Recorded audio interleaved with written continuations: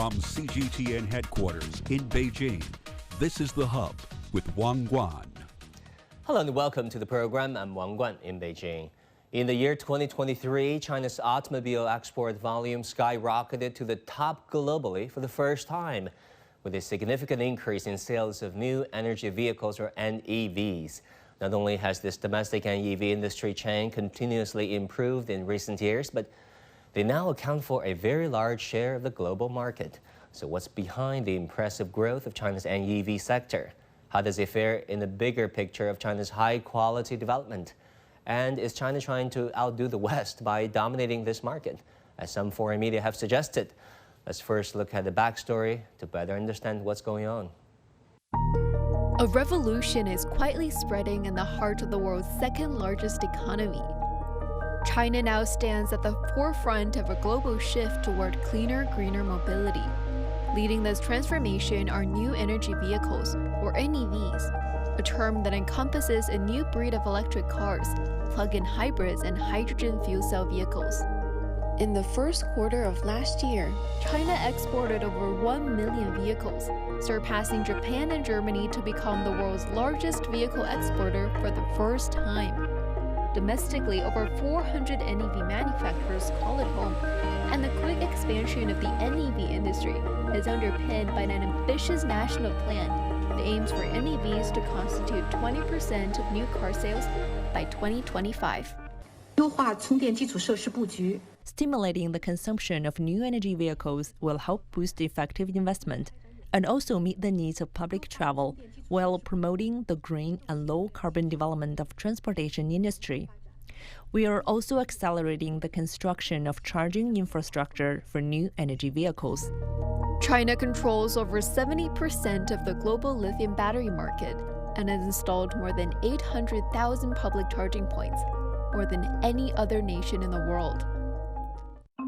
But despite some incredible feats, the road to innovation is paved with challenges.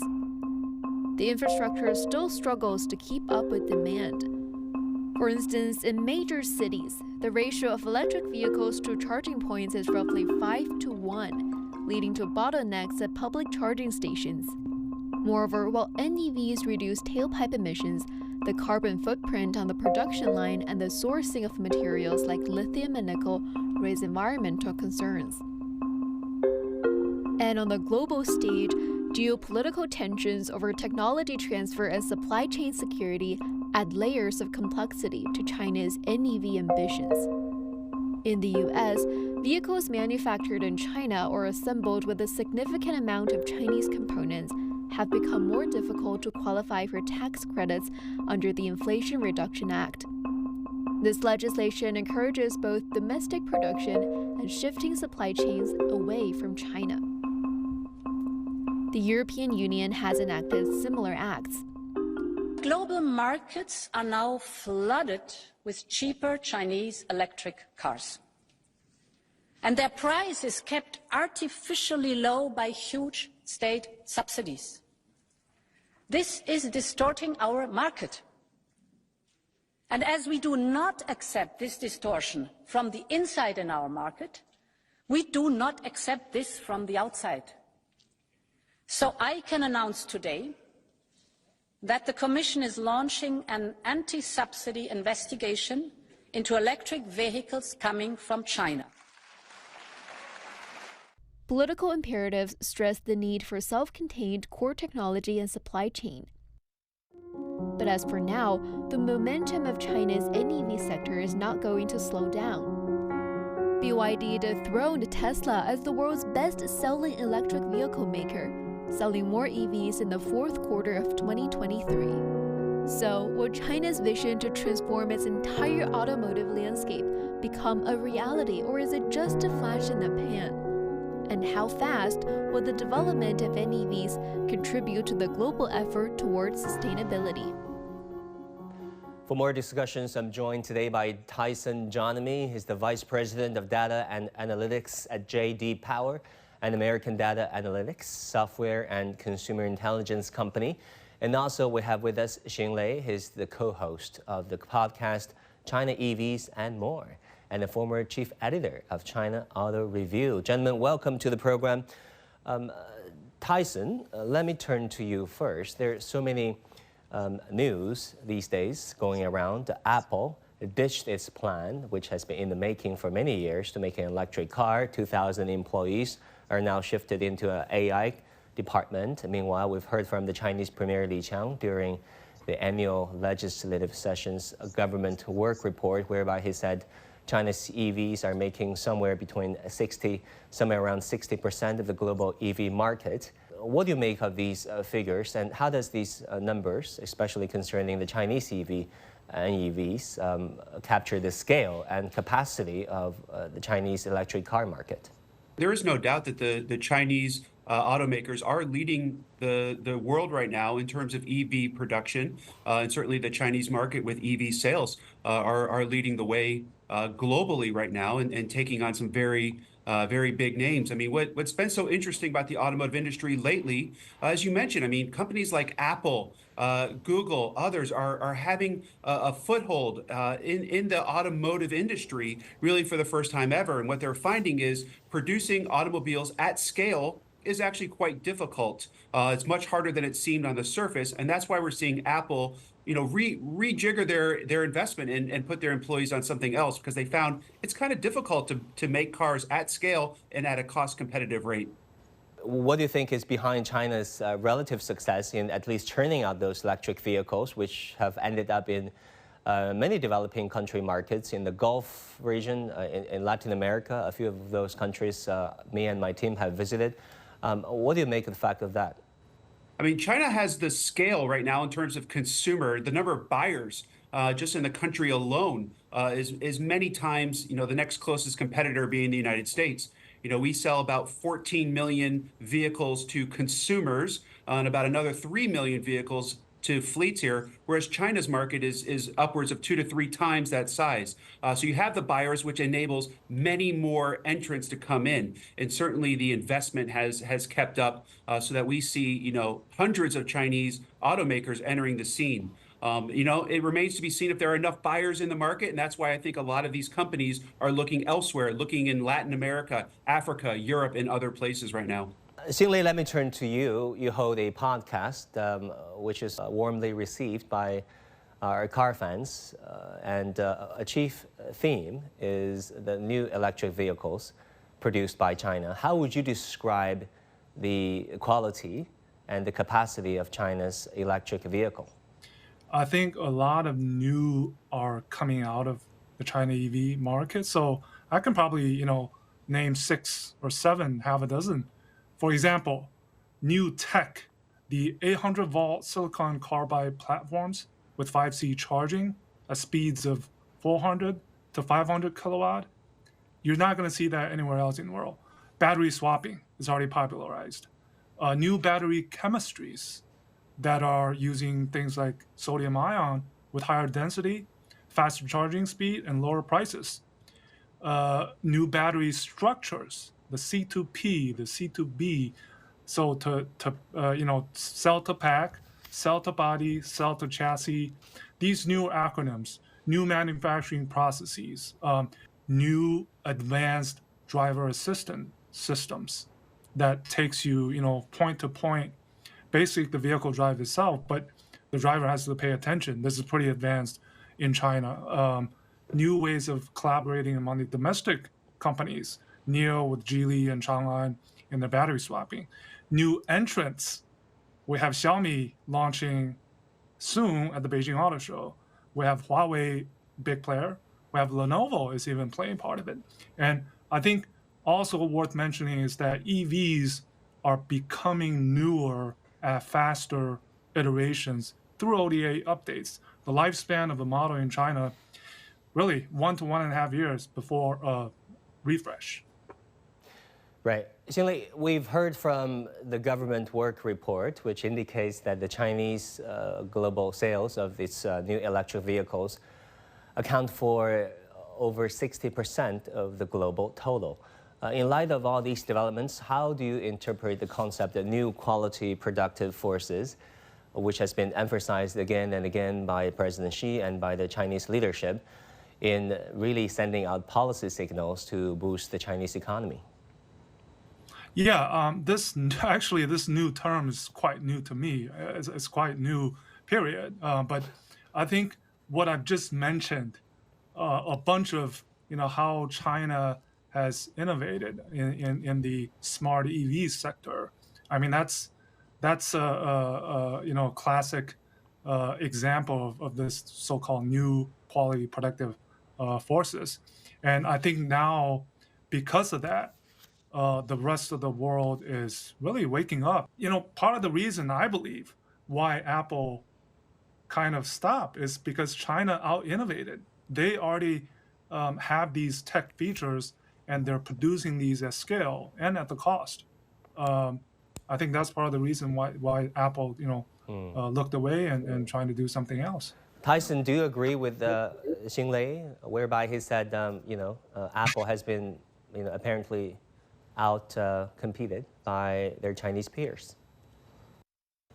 Yeah, I mean, it may be too early to say that definitively, but what I do absolutely agree with is that, not only has the Chinese market forced the rest of the world to conform to its designs and tastes and features and other elements that the Chinese consumer has demanded, but I think that the industry has forced these companies to operate at that same scale and therefore with those same prices.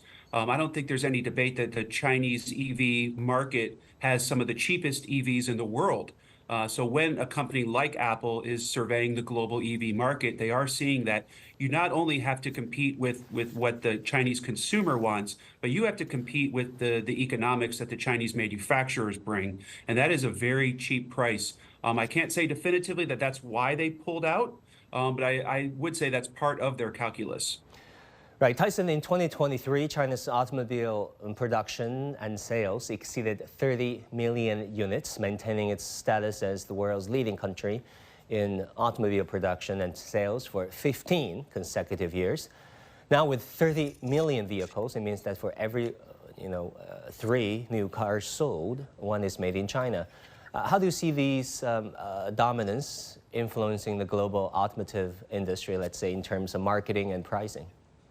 I think most of the companies now are realizing that to compete with a number of the Chinese automakers, that it will take much more aggressive pricing.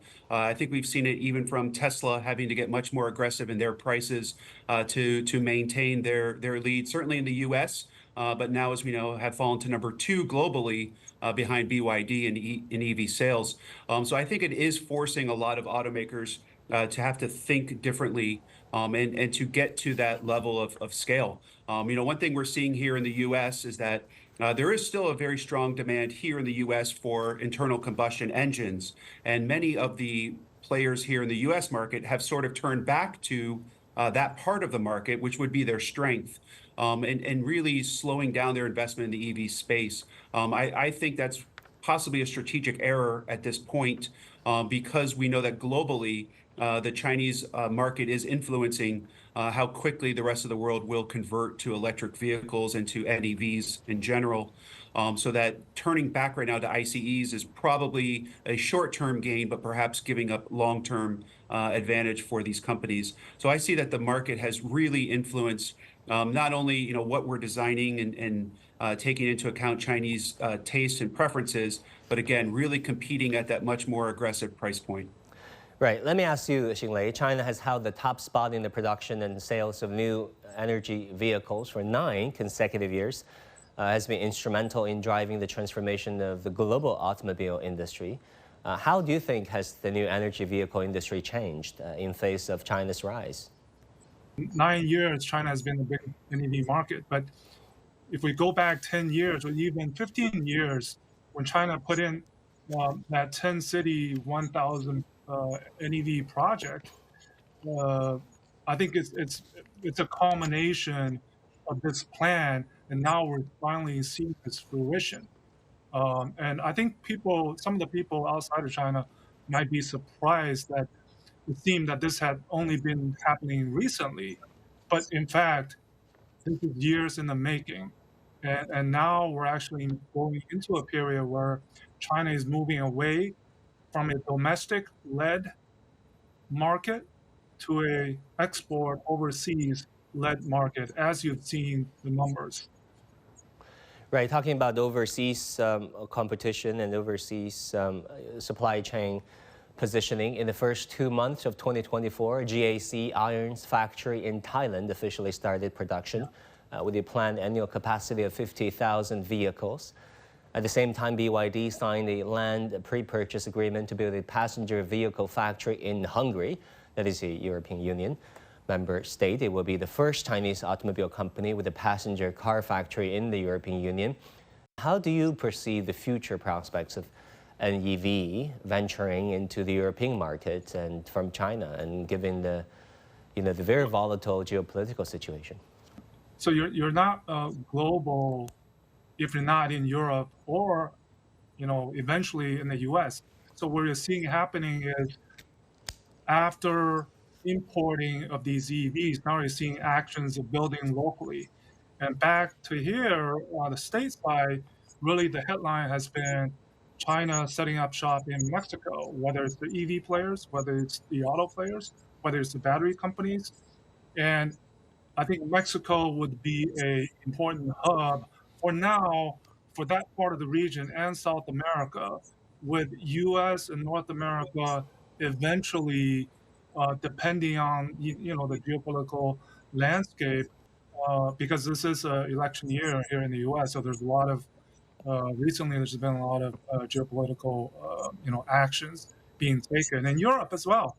Xing Lei, let's talk about the U.S. domestic politics, where President Joe Biden just issued warnings where he would impose control and certainly stepping up scrutiny first on parts, on components, and potentially finished products concerning Chinese electric vehicles involving the U.S. market. How do you interpret that move? It's a bit of political folly during this current presidential election. I think a lot of things, this so-called threat, I think it's overblown. I mean, some of the words used in that statement that was announced by White House. I mean, China would flood the market.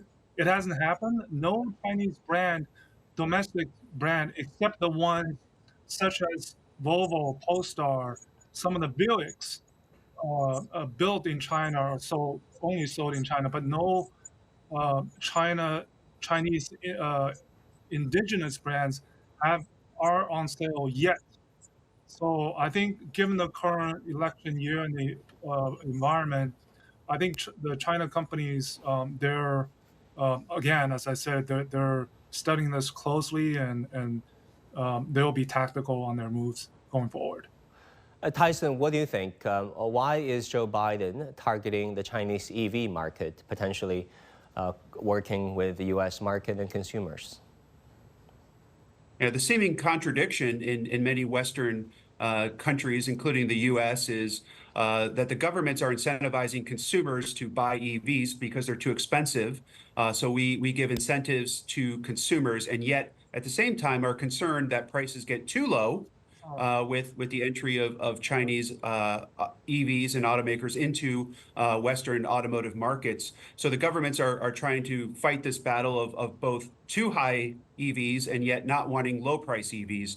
And the reason is, I mean, governments are in particular very protective of their national automotive industries, like they are many other national industries, such as beer industries and other sorts of highly identifiable nationals of pride. But what we really see is that they want to protect their manufacturing base, and a lot of politicians give speeches about protecting that base of the production, and so that's why we have these tariffs and other protective measures in place here in Western economies, which is to protect the manufacturing base. And it's a very good political statement, but it's also good for the economy. And most of the Western markets don't want to lose their manufacturing edge. They know that consumers are going to spend their money on a car one way or another, no matter who it comes from. But yet there is that sense of protecting how the vehicles are made and where they're made. And so we see a lot of rhetoric coming out from both presidential candidates in the United States about protecting U.S. workers. And we will see that also in many Western countries. We saw Europe get much more stringent as well, very similarly responding to the perceived threat of low-priced Chinese EVs entering their markets as well. Do you think those policies, those potential policies, are resonating with Joe Biden's or even Trump's constituents in the so-called Rust Belt? You're in Detroit, Michigan, correct? And as far as I understand, those regions are crucial for any incoming U.S. president. Yeah, they tend to resonate well with a lot of voters, particularly in the Midwest, where you do find a very large concentration of automotive manufacturing and parts supplies, in addition to many other industries, where workers have seen a lot of the jobs move away, in some cases to nearby Mexico, but in many cases, as mentioned, vehicles like Buick are brought in now, are imported from China to the U.S. So those workers, the message does resonate well, that a president will protect their interest with measures to keep their manufacturing jobs. But again, as I said, the governments are at the same time incentivizing consumers to lower the price of EVs. If the goal is a lower price EV, there are ways to bring in those from China and other suppliers. But as mentioned, the U.S. currently has no true 100% Chinese-owned company operating here. There still is basically a closed market in the U.S. Right. Xing Lei, a decade ago, if you think about it, China-Germany cooperation involved German car manufacturing providing technology while China handled production. Now, with China's rapid progress in R&D and high-tech, what new opportunities do you see for international collaboration or partnership between China and its external partners? Yeah, I mean, what you just described, the script has been flipped. And I mentioned Volkswagen investing into XPeng and Stellantis investing into Leapmotor. And we're going to see more of these. A lot of these new tech features, innovative, user experience, autonomous driving, connectivity, they're more prevalent in China. There's more customer acceptance. So in order to compete, I think some of these international companies, big, well-established international automakers, they will have to, through whether investment, whether, even tech transfer, that they will need help from these domestic players, new players who are much faster at developing these tech and putting them onto vehicles. I think we hear a lot about this China speed, and that's where exactly this international automakers, they can no longer depend, for the past 40 years that they would develop something back in home and then, put it into the vehicle in China, but it no longer works that way. Right. Tyson, we've heard so much about shore chaining and friend shoring. When you think about the geopolitical situation since 2017, 2018, how important are Chinese automobile companies in the global supply chain, or rather maintaining the stability, the relative stability of the global supply chain? Yeah, I mean, I think the events of the past several years have shown, very clearly that every vehicle essentially in production anywhere in the world contains parts sourced from China. And it's a global industry that I think has woken up to the fact that long supply chains, no matter where they come from, whether it's from Asia or Africa or other parts, are really susceptible now to geopolitical events like what we're seeing in the Red Sea and the Persian Gulf, when the shipping companies have to go all the way around Africa to get to Europe. That adds a lot of cost.